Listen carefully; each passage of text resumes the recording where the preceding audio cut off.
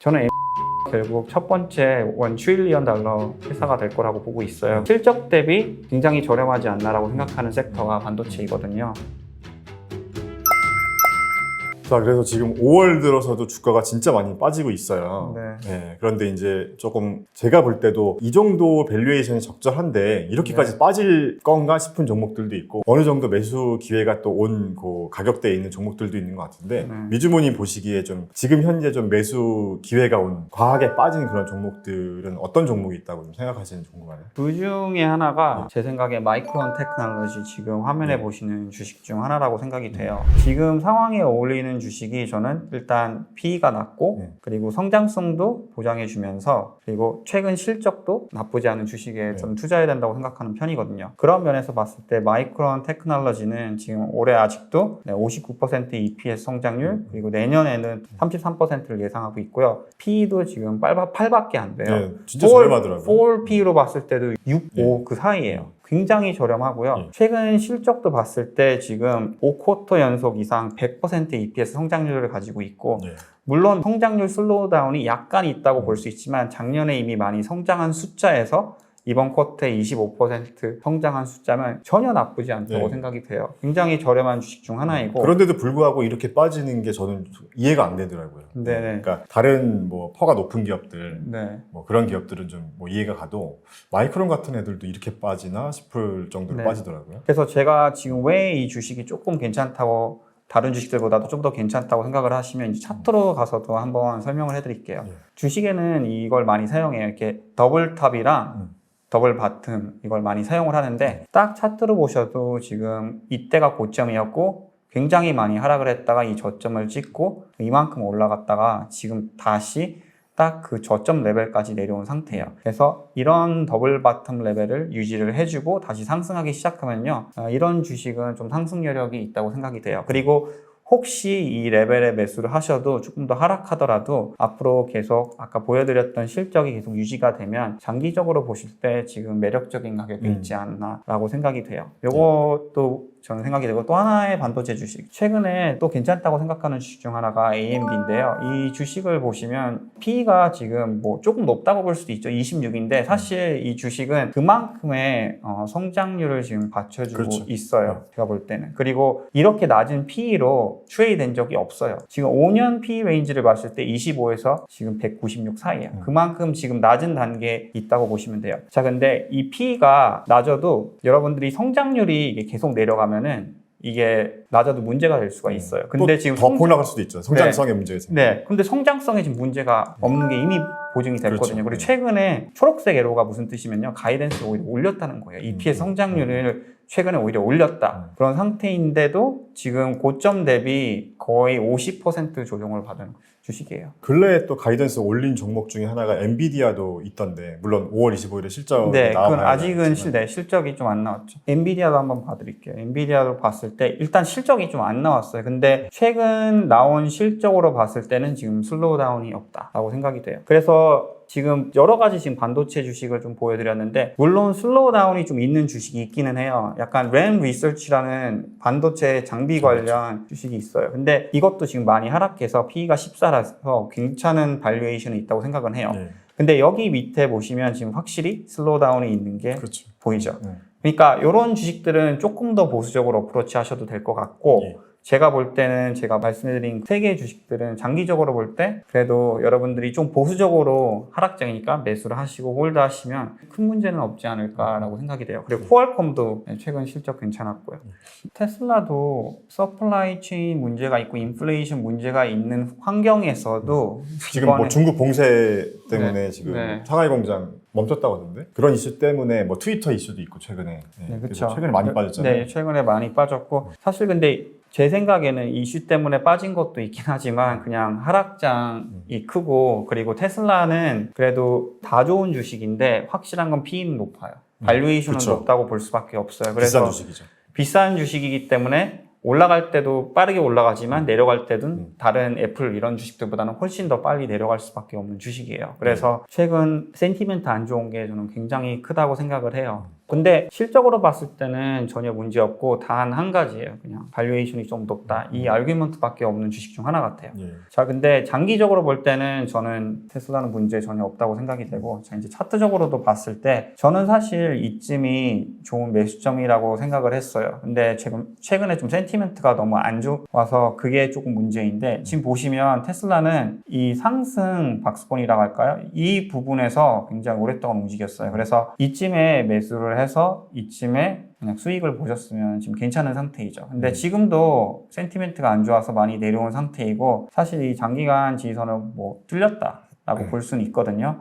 근데 조금 더 하락해서 요 저항선 보이시죠? 이런 저항선이 평행이 된 레벨, 이쯤에는 매수를 하시면 저는 장기간으로는 650불 정도가 되겠네요. 네. 물론 이쯤까지 하락 지지선 정도가. 네, 하락 지지선이죠. 이쯤까지 안 내려올 수는 있지만 지금 사실 장기적인 포인트로 봤을 땐 저렴한 포인트라고 볼 수는 있을 것 같아요. 그러니까 사실 뭐 완전히 바닥을 맞추려는 욕심보다는 네. 적정 수준부터 이제 어느 정도 테슬라에 이제 관심이 있으신 분들은 네. 모아 가시면 좋을 것 같아요. 그러니까 지금 천천히 보수적으로 매수하는 게 중요하다고 생각이 돼요. 센티멘트는 안 좋은 건 맞으니까요. 구글은 지금 광고 쪽 좀 슬로우 다운이 있어요. 그래서 그거에 대해서 약간 얘기할 수는 있지만 장기적인 스토리는 남아있고 빅테크 기업들 중에 4월P가 낮기는 해요. 그런 면에서 조금 저렴하다고 볼 수는 있을 것 같아요. 22. 여기서는 22로 나왔는데 이렇게 보셔도 좋을 것 같아요. 제가 4월P가 딱 나오거든요. 그런 면에서 봤을 때 지금 팜 주식들, 페이스북은 물론 제일 저렴하지만 지금 뭐 애플, 마이크로소프트 비교했을 때는 조금 더 저렴한 편에 있다고 볼 수는 있죠. 네. 제가 어제 기사를 보니까 오늘 기사구나. 오늘 기사 보니까 이제 EU에서 이제 기내 마스크 착용 의무화 안 하겠다. 네, 그런 기사가 오늘 떴더라고요. 네, 그래서 지금부터 이제 본격적으로 좀 리오프닝 좀 관심을 가져봐도 좋지 않을까 싶거든요. 제 생각엔요, 지금 성장주가 많이 하락하고 있는데 리오프닝 주식이 오히려 성장주로 적용될 수 있다는 생각이 들어요. 특히 올해는요. 왜냐하면 지금 방금 말씀하셨듯이 마스크 맨데이트도 지금 없어지고 있는 상황이고 이미 델타 에어라인이랑 유나이티드 에어라인은 2분기 때 프로핏을 예상하고 있다라는 발표도 있었어요. 근데 지금 보여드리는 주식은 이 메리엇이라는 호텔 관련 주식인데요. 최근 그냥 성장률을 보시면요. 올해 지금 83% EPS 성장률 예상하고 있고 물론 펄로 봤을 때는 높다고 볼 수 있는데 그만큼 지금 실적이 좋게 나오고 있어요. 리오프닝 주들 중에서 또 한국 분들이 또 많이 가지고 계셨던 것들이 지금 에어비앤비. 네, 에어비앤비도 굉장히 관심이 많은 주인데 많이 떨어졌죠. 네, 많이 떨어졌어요. 근데 요거는 지금 저는 괜찮다고 생각을 하는 편인데 발류에이션이 높은 건 사실이에요. 다른 성장주 대비. 이제 막 흑자 전환하지 않나요? 네, 이제 막 흑자 전환한 케이스예요. 네, 맞습니다. 장기적인 스토리는 있는데 지금 최근에 흑자 전환한 기업이라서 뭐 펄로 봤을 때나 좀 PS로 봤을 때나 그런 면에서는요. 방금 보여드린 이런 메리엇 같은 주식보다는 좀 비싼 상태에 있다. 그래서 에어비앤비는 좀 유니크한 시츄에이션에 있는 주식인 게 어떻게 보면 성장주라고 볼 수도 있고 어떻게 보면 리오프닝 주식이라고 볼 수 있잖아요. 근데 최근에 성장주가 좀 많이 하락을 하고 있기 때문에 에어비앤비도 그런 면에서 볼 때 좀 많이 하락한 편이지 않나라고 생각이 돼요. 많이 하락하긴 했지만 막 코인베이스 이런 뭐 유니티 서프 이런 주식들보다는 그래도 훨씬 더 하락을 했거든요. 그래서 딱 중간 포인트에 있는 상태라고 보시면 돼요. 근데 장기적으로 볼 때는 저는 에어비앤비는 좋게 보고 있는 편입니다. 예, 이제 막 흑자 전환도 했기 때문에 또 리오프닝 이슈도 있고. 네. 우버는 그 3년 전에 45불로 여기 IPO 했다고 써 있고요. 이쯤에 트레이드 했는데 지금은 22불대잖아요. 근데 사실 어떻게 보면요. 올해 지금 마이너스를 예상하고 있지만 항상 우버는 적자 기업이었어요. 근데 지금 환경 때문에 적자 기업을 사람들이 투자 안 하려고 하는 거죠. 그게 더 큰 것 같아요. 근데 나중에 만약 주식이 더 하락을 한 다음에 이제 흑자가 되는 상태가 오고 그때는 좀 인플레이션 문제가 풀리게 되면요. 또 어마어마한 상승 여력이 있지 않나라고 생각이 돼요. 제 생각은 그렇습니다. 그러니까 지금은 아직까지 성장주 투자할 시기가 아니지만 그때가 나중에 분명히 온다. 그래서 성장주 투자자이시면요. 지금 현금을 가지시고 잘 보신 다음에 저는 타이밍에 들어오는 것도 괜찮지 않나라고 생각이 돼요. 저는 장기적으로 좋게 보는 섹터는 저는 아직도 지금은 정말 기술주 하락 단계에 있지만 인플레이션 때문에 저는 전체적으로 기술주를 좋게 보고 있어요. 그 중에서 조금 더 서브섹터로 나눠드리면 일단 데이터 쪽이나 클라우드 쪽 장기적으로 계속 꾸준히 올라갈 거라고 보고 있고요. 그리고 이제 정부에서 밀고 있기 때문에 전기차나 태양광 섹터도 이렇게 보고 있고 저는 엔비디아가 결국 첫 번째 $1 trillion 회사가 될 거라고 보고 있어요. 그리고 최근 전체적으로 실적 보면요. 실적 대비 굉장히 저렴하지 않나라고 생각하는 섹터가 반도체이거든요. 지금은 기술주 하락장이 있어서 지금 좀 타격을 받고 있지만 장기적으로 볼 때는 이런 섹터들이 잘 올라가지 않을까 예상을 하고 있어요. 사실 10년 전만 봐도 시총 제일 높은 주식들이 막 엑선모빌 이런 에너지 주식들이었어요. 근데 결국 애플, 마이크로소프트 이런 기업들이 어마어마하게 성장을 하면서 지금은 그게 확실히 바뀐 상태이죠. 물론 최근에 다시 엑선모빌, 쉐보론 이런 에너지 주식들이 올라가고 있지만 이거는 인플레이션 때문이고 결국은 단기적인 거예요, 사실은. 그래서 장기적으로 마인드로 보셨을 때 그래도 기술주가 저는 투자하기 좋지 않나라고 생각이 돼요. 그리고 데이터 쪽이나 클라우드 쪽을 제가 좋게 보고 있는 이유는 데이터는 앞으로 계속 더 많이 사용되고 더 많은 AI 플랫폼이 있을 거고 계속 사용될 수밖에 없어요. 그래서 데이터를 사용하면서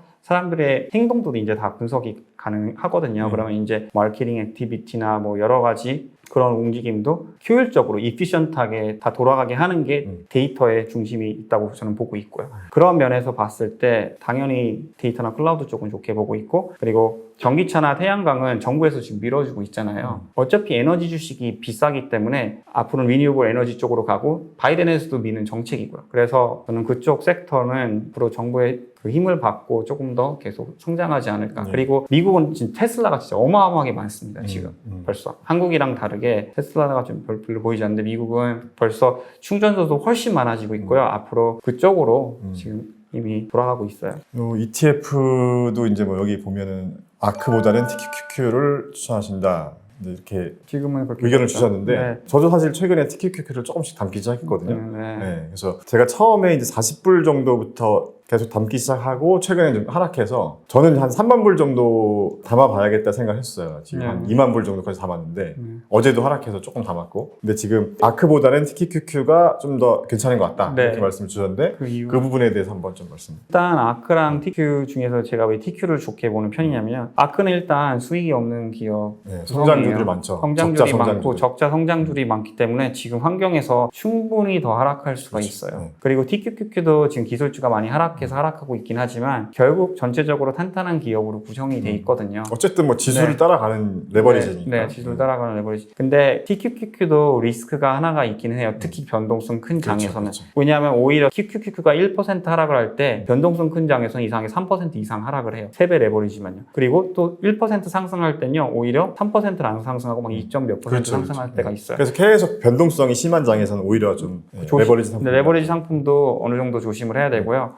QL이라는 게 있어요. 2배 상품이 있는데 그거는 오히려 좀 QQQ 2배적으로 좀 더 정확하게 움직이는 편이에요. 한번 보시면 겠지만 초보분들은 TQQQ보다는 좀 QLD로 시작하는 게 조금 더 안전하지 않나 그런 피도 조금 적고요. 그래서 지금 그 잠깐 주가 좀 볼까요? 어제 엄청 또 3% 빠진 것 같은데 제가 뭐 하나 보여드릴 수 있는 게 있어요. 이 QQQ랑 차트를 조금 같이 보여드리면 여기 보시면요. 전체적으로 세배적으로 움직이네요. 근데 이렇게 봤을 때 보시면 지금 이건 5%밖에 하락하는 TQ는 34% 하락했다고 써 있거든요. 그러니까 이게 오히려 QQQ 여기서는 플러스인데 TQ는 마이너스죠. 이거를 조금 조심을 하긴 해야 돼요. 그렇죠. 그러니까 확실히 이게 3배로 정확히 움직이지 않고 장기적으로 볼 때 좀 디케이 에펙트라는 게 있어서 이게 오히려 손실이 날 수가 있어요. 그렇죠. 그래서 그런 부분은 좀 주의해서 투자를 있을 것 같습니다. 하셔야 할 것 같습니다. 지금 투자 환경이 워낙 힘든데 물론 바닥을 좀 맞추기 힘들지만 그래도 기술주에 투자하시려면 현물 최대한 보수적으로 사용을 하시고요. 변동성이 크기 때문에. 두 번째는 조금 더 비싼 가격의 주식을 매수하시더라도 제 생각에는 인플레이션이 조금 쿨오프 됐을 때 매수하는 것도 지금 상황에서는 나쁜 아이디어라고 생각하지 않습니다. 바닥을 맞추기 심할 정도로 지금 너무나 많이 하락하는 주식들이 많아요. 그래서 그거를 꼭 참고하시고 두 번째는 지금 성장주는 역대급 대폭락이 있는 중이에요. 예를 들면 샤피파이도 거의 지금 7, 80% 빠졌고 어펌 같은 경우는 160불이었는데 지금 13불이에요. 90% 빠진 주식들도 많아요. 근데 이런 주식들이 지금 바닥이라고 생각하고 매수하시기엔 아직도 리스크가 있어요. 그러니까 20불이 10불 되고 10불이 5불 되는 상황이 지금 계속 일어나고 있거든요. 그래서 여러분들이 그 주식을 투자할 때 펀더멘털을 확인하시고 이 세 가지를 기억을 하세요. 지금 이 주식이 좀 인플레이션이랑 어울리고 좀 방어를 해줄 만한 주식인가? 두 번째는 이 주식이 이러한 경제적인 슬로우다운 있는 환경에서도 성장성이 있나? 아니면 지금 실적이 괜찮은가? 세 번째는 지금 이 기업을 봤을 때 발류에이션이 지금 나쁘지 않은 상태인가? 비교적으로 펄이 높은 주식은요, 그만큼 좀 리스크가 지금 환경에서는 크다고 생각하시면 돼요. 자, 지금까지 미주모님을 모시고 여러 가지 좋은 얘기 많이 나눠봤는데요. 여러분들에게도 좀 좋은 투자 인사이트가 됐으면 좋겠습니다. 오늘 출연해 주셔서 감사합니다. 감사합니다.